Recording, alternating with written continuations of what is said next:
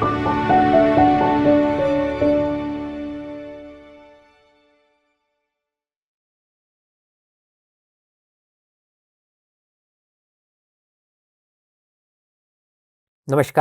मैं हूं डॉक्टर रामविलास मरकाम, सहायक प्राध्यापक इतिहास, उच्च शिक्षा उत्कृष्टता संस्थान भोपाल।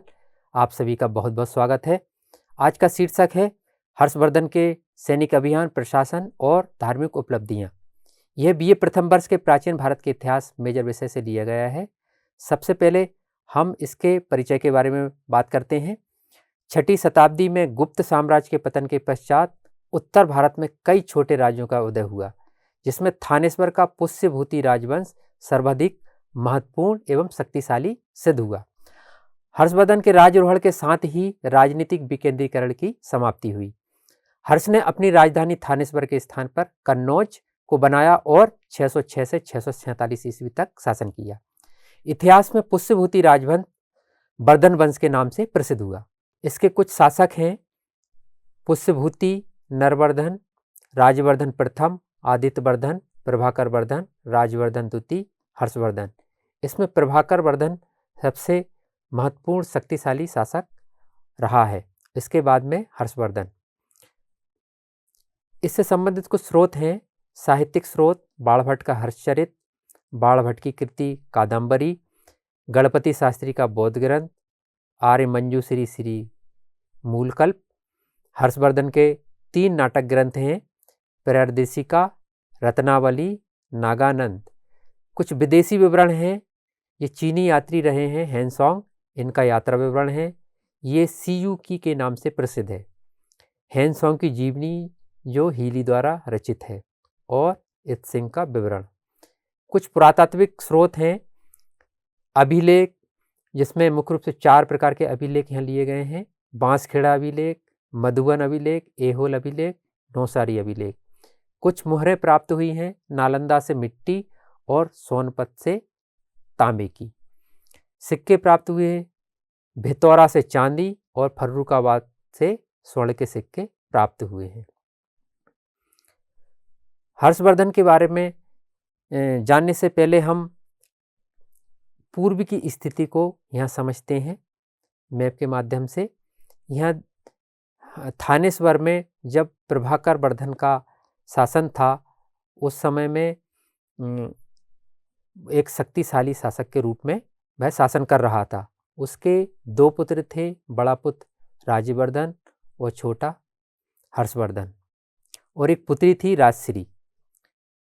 इनके राज्य से लगा हुआ एक राज्य था मध्य में कन्नौज। यहाँ पर मौखरी वंश के शासक गृह वर्मन का शासन था। तो गृह वर्मा से यहाँ पर अपनी पुत्री का प्रभाकर वर्धन विवाह कर देता है और उनसे वैवाहिक संबंध स्थापित हो जाते हैं। परंतु जो कन्नौज का राज और मालवा के राज, दोनों में आपस में दुश्मनी थी। तो मालवा का जो शासक था देवगुप्त और गृहवर्मा के बीच में युद्ध होता है, जिसमें देवगुप्त गृहवर्मा की हत्या कर देता है और प्रभाकर वर्मा की मृत्यु के पश्चात में राजवर्धन थानेश्वर का शासक रहता है। राजवर्धन को इसके बारे में पता चलता है, तो राजवर्धन वर्मा की मृत्यु का बदला लेने के लिए देवगुप्त पर आक्रमण कर देता और उसकी हत्या कर देता है। इस सभी के पीछे मास्टरमाइंड रहता है गौड़ राज का शासक शशांक।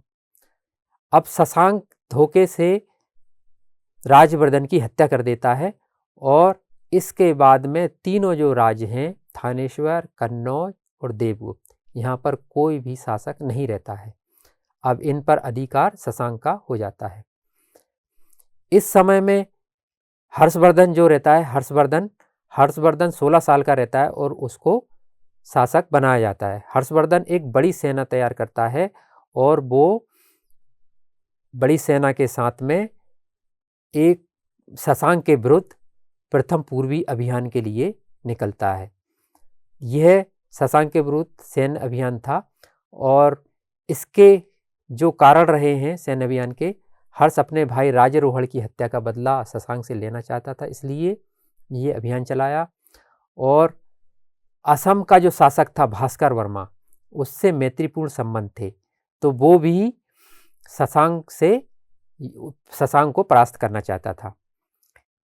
युद्ध के बारे में हम देखें तो दोनों के बीच में युद्ध हुआ या नहीं हुआ है, ये हर्षचरित ग्रंथ से नहीं पता चल पा रहा है। इस ग्रंथ में इस घटना का उल्लेख आगे का नहीं मिलता है। परिणाम की हम बात करें तो शशांक कन्नौज छोड़कर चला जाता है और कन्नौज पुनः स्वतंत्र हो जाता है।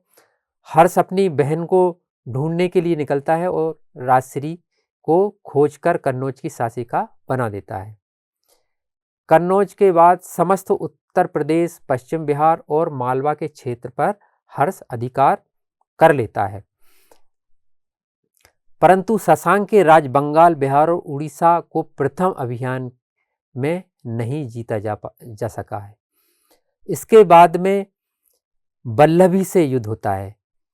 बल्लभी जैसे कि गुजरात में है और यहाँ मैत्रक वंश का शासक ध्रुवसेन सेकंड शासन कर रहा था।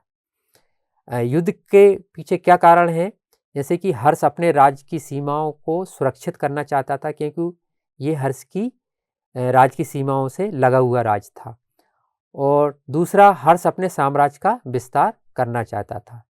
ये कारण हो सकते हैं। युद्ध के बारे में जैसे कि जय भट्ट के नौसारी अभिलेख से पता चलता है कि हर्ष ने बल्लभी पर आक्रमण किया, जिसमें ध्रुवसेन की पराजय हुई। परिणाम क्या होते हैं, हर्ष ने ध्रुवसेन से संधि कर मित्रता कर ली और हर्ष ने अपनी पुत्री का विवाह ध्रुवसेन सेकंड से कर वैवाहिक संबंध स्थापित किए और हर्ष ने बल्लभी पर अधिकार नहीं किया। इसके बाद में सिंध से युद्ध होता है। सिंध पर साहसी राय का शासन था, जो कि बौद्ध धर्मानुयायी था, जो प्रभाकर वर्धन के समय में थानेश्वर के अधिकार में था, लेकिन हर्ष के समय में स्वतंत्र हो गया था। तो इसी कारण से स्वतंत्रता की वजह से हर्ष ने यहाँ पर आक्रमण किया। हर्ष ने बल्लभी पर आक्रमण करने के बाद सिंध पर आक्रमण किया, जिसमें साहसी राय की पराजय हुई। परिणाम क्या होते हैं इसमें, हर्ष ने सिंध पर अधिकार नहीं किया और भेंट लेकर हर्ष वापस लौट गया। इसके बाद में पुलकेशिन द्वितीय से युद्ध। पुलकेशिन द्वितीय चालुक्य वंश का शासक था, जिसका राज नर्मदा नदी के दक्षिण भाग में स्थित था। इसकी सीमाएं हर्षवर्धन के राज्य में मिलती थी।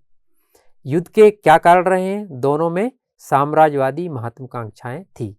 दोनों अपने अपने राज्य का विस्तार करना चाहते थे और दोनों की सीमाएं मिलती थी। और जो पुलकेशी है, पुलकेशी उत्तर भारत की ओर साम्राज्य विस्तार करना चाहता था और हर्ष दक्षिण की ओर साम्राज्य विस्तार करना चाहता था। ऐहोल अभिलेख से मिली जानकारी के अनुसार हर्ष और पुलकेशी सेकंड के बीच नर्मदा तट पर युद्ध होता है, जिसमें हर्ष की पराजय होती है। परिणाम क्या होता है, हर्ष ने अपनी दक्षिण विजय अभियान को त्याग कर वापस जाना उचित समझा और वह वापस चला जाता है। इसके बाद में द्वितीय पूर्वी अभियान हर्ष द्वारा चलाया जाता है। इसके पीछे क्या कारण है, प्रथम अभियान की पूर्ति करना। जो प्रथम अभियान अधूरा छूट गया था, पूर्वी अभियान, उसको पूरा करना, और साथ ही साम्राज्य विस्तार करना चाहता था, क्योंकि दक्षिण में वो नहीं कर पाया था। असम कामरूप के शासक भास्कर वर्मा से मित्रता थी और वह भी शशांक पर आक्रमण करने का ऑफर हर्ष को दे रहा था। युद्ध के बारे में हम देखें, हर्ष ने भास्कर वर्मा के सहयोग से गौड़ राज, बिहार, उड़ीसा, बंगाल पर आक्रमण किया। परिणाम क्या होते हैं, शशांक की मृत्यु के पश्चात बंगाल पर अधिकार हर्ष और भास्कर वर्मा का हो जाता है। कांगोद विजय हर्ष की अंतिम विजय थी। कांगोद मतलब उड़ीसा।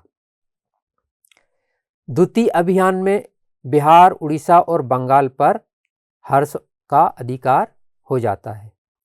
अब इसके बाद में हर्षवर्धन का प्रशासन। तो प्रशासन के बारे में हम बात करें, हर्षवर्धन हेनसांग के वृत्तांत तथा तात्कालीन अभिलेखों से हर्षकालीन शासन व्यवस्था का पता चलता है। शासन व्यवस्था राजतंत्रात्मक थी, केंद्रीय प्रशासन व्यवस्था थी और प्रांतीय प्रशासन व्यवस्था। तो केंद्रीय शासन व्यवस्था की हम बात करें तो यहाँ राजा और राजा के पद पर सम्राट मुख्य होता था और मंत्री परिषद होती थी। राजा के सहयोग के लिए मंत्री को सचिव या आमात कहा जाता है, ऐसा उल्लेख मिलता है। अन्य विभाग होते थे सहयोग के लिए, आय व्यय, न्याय विभाग, सार्वजनिक विभाग और रक्षा विभाग। प्रांतीय शासन व्यवस्था की बात करें हैं, प्रांतीय शासन व्यवस्था में प्रांत होते थे, जैसे कि हर्षवर्धन काल में उसको भुक्ति कहा जाता था। भुक्ति, तो भुक्ति तो प्रांत में राज परिवार के सदस्य शासन करते थे, जिन्हें हर्षकालीन समय में उपरिक महाराज कहा जाता था। तो प्रांतों में राज परिवार के सदस्य शासन करते थे और इन प्रांतों में कई जिले होते थे। जिलों को विषय कहा जाता था। विषय, तो इसका प्रधान अधिकारी जो होता था वो विषयपति होता था। ग्राम प्रशासन होता था उसके नीचे इकाई। जिले में तहसील होते थे, तहसील के नीचे ग्राम प्रशासन। तहसील भी ग्राम प्रशासन में ही विभाजित थी। ग्राम प्रशासन का जो प्रधान होता था वो महत्तर कहलाता था। इसके बाद में हम देखते हैं हर्षकालीन धार्मिक उपलब्धियां। हर्ष की जो धार्मिक उपलब्धियां रही हैं वो देखते हैं। पहली उपलब्धि जो है कन्नौज की धर्मसभा। ये कन्नौज की धर्मसभा बड़े स्तर पर आयोजन था इसका और यह 23 दिनों तक चली थी। ये 23 दिनों तक ये महासभा का आयोजन किया गया था और इस धर्मसभा में सभी धर्मों के जो लोग थे वो इसमें शामिल हुए थे। तो ये कहने का मतलब ये है कि ये धर्मसभा सभी धर्मों के लिए आयोजित की गई थी और इसकी अध्यक्षता हेनसोंग ने की थी, क्योंकि हेनसोंग के से ही प्रभावित होकर हर्ष ने ये धर्मसभा का आयोजन किया गया था और उसमें पूरे देश के लगभग 18 राजाओं ने, मतलब 18 देशों के राजाओं ने इसमें भाग लिया था, जिसमें 3000 ब्राह्मणों, जैनियों और 3000 बौद्ध भिक्षुओं, 1000 नालंदा विहार के भिक्षुओं ने इसमें भाग लिया था। दूसरी हम देखें इसमें प्रयाग की मोक्ष सभा। प्रयाग में संगम स्थान पर दान महोत्सव तथा मोक्ष सभा का आयोजन प्रत्येक 5वें वर्ष में किया जाता था। हेनसोंग ने 6ठी मोक्ष सभा का विवरण दिया है हर्ष ने, जिसमें सोना, चांदी, बहुमूल्य लाल मोती, मणि तथा अन्य बहुमूल्य वस्तुओं को रखने के लिए भंडार गृह बनाए थे। और यह जो सभा थी, 6ठी मोक्ष सभा, ये 75 दिनों तक चली थी और 75 दिनों तक ही लोगों को इसमें दान दिया गया था। और ये अंत में ये स्थिति थी कि राजकोष पूरी तरह रिक्त हो गया था। इस प्रकार से ये हर्षवर्धन की उपलब्धियां थी। मैं आशा करता हूं कि ये टॉपिक आपको पसंद आया होगा और धन्यवाद।